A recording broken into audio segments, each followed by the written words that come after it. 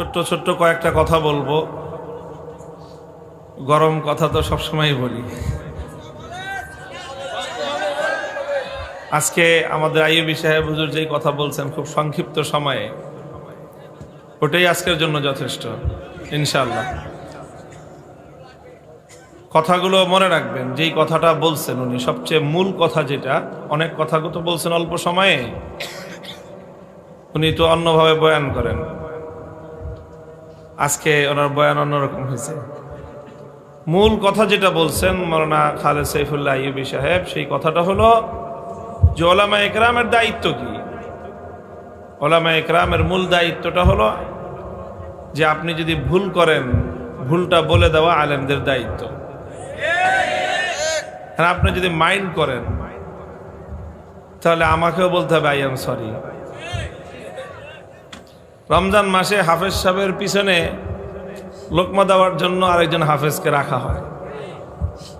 এখন ওই বেটা যদি লোকমা দিলে হাফেজ সাহেব মাইন্ড করে, রাগ করে, তাহলে হবে? যদি বলে যে আমি বড় হাফেজ সাহেব, বেটা আমি ইমাম সাহেব, তুই আমার লোকমা ধরস, কত বড় সাহস তোর, এটা হইলো? কথাটা হইলো?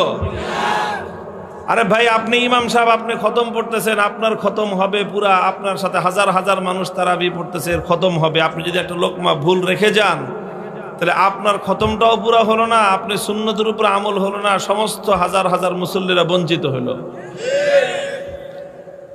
তো আমরা তো সেই নবীর উম্মত যে আমাদের ইমাম যদি নামাজে দাঁড়ায়ও ভুল করে ছাড় দেই না। কি বলেন?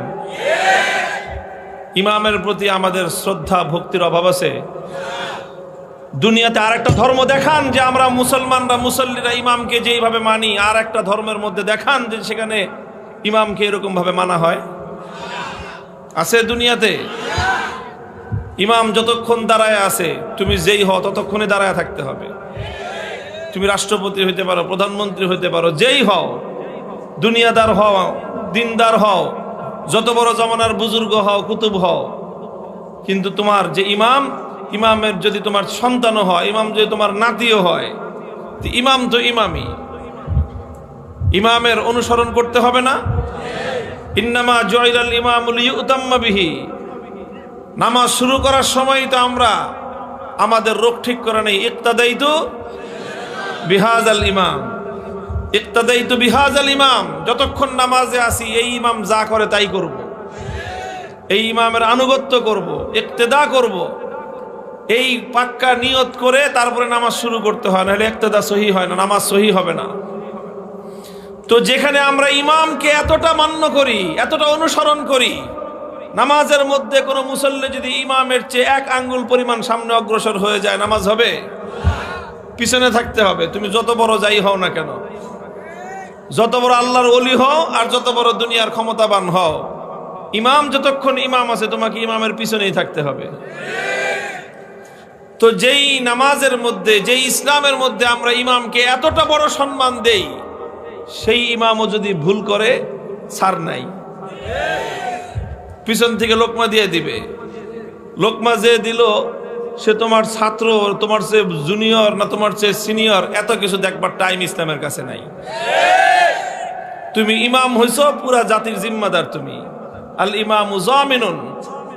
যতজন মুসল্লি তোমার পিছনে ইক্তেদা করতেছে তাদের সবার নামাজ তোমার উপর নির্ভরশীল।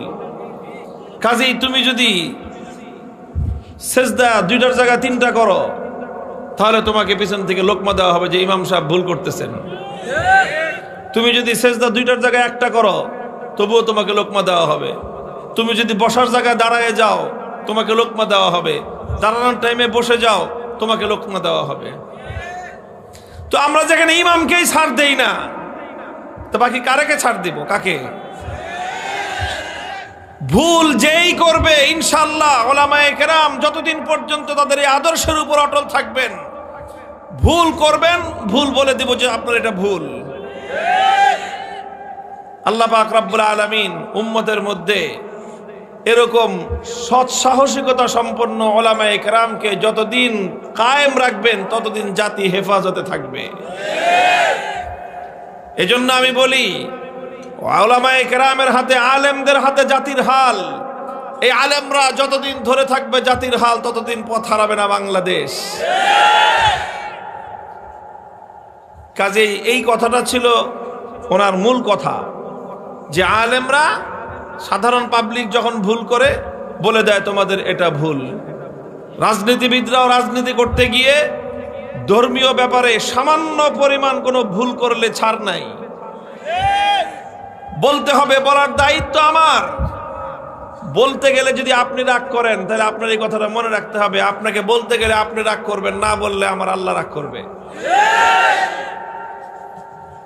বলতে গেলে আপনি রাগ করবেন, না বললে আল্লাহ রাগ করবে। এখন আমার কাছে পাল্লা দুইটা, একটা পাল্লা হলো আল্লাহকে খুশি করা, আর একটা হলো আল্লাহকে নারাজ করে আপনাকে খুশি করা। তো পরিস্থিতি যখন এটাই দাঁড়াবে, আল্লাহর নামের 1000 বার শপথ করে বলি, এক আল্লাহকে রাজি করার জন্য সারা দুনিয়াকে যদি নারাজ করতে হয় পরোয়া করবার টাইম নাই। আর যারা এটাকে মেনে নেবেন, আল্লাহ পাক রব্বুল আলামিন আপনাকে দুনিয়া এবং আখিরাতের সম্মান বৃদ্ধি করবেন। আপনার ভুল হলে আপনাকে পেছন থেকে বলা হবে যে এটা ভুল, এটা মানার উপায় নাই, আপনি শুধরে নেন, গরমই করেন না। মুহতারাম হাজিরিন, এটা হলো আমাদের আজকের একটা মৌলিক কথা। এটা আইয়ুবী সাহেব হুজুর বলেছেন, এই কথাটা আমিও বললাম। 2 নম্বর কথা, আপনারা দীর্ঘ সময় পর্যন্ত অপেক্ষা করেছেন, আলহামদুলিল্লাহ। আমরাও আপনাদের সাথে মিলিত হয়েছি। দুজন মুমিন যখন পরস্পর আল্লাহর দ্বীনকে কেন্দ্র করে তারা মিলিত হয়, তখন তারা পরস্পর বিচ্ছিন্ন হওয়ার আগে আল্লাহ পাক তাদের যাবতীয় গুনাহ মাফ করে দেন। কাজেই আমরা যে অপেক্ষা করলাম, রাত একটু বেশি হলো, একটু কষ্ট হলো, এতে লস হয় নাই। আল্লাহ রাব্বুল আলামিন আমাদের এই পারস্পরিক সাক্ষাৎকে আমাদের জন্য গুনাহ মাফের জরিয়া হিসেবে আল্লাহ কবুল করেন।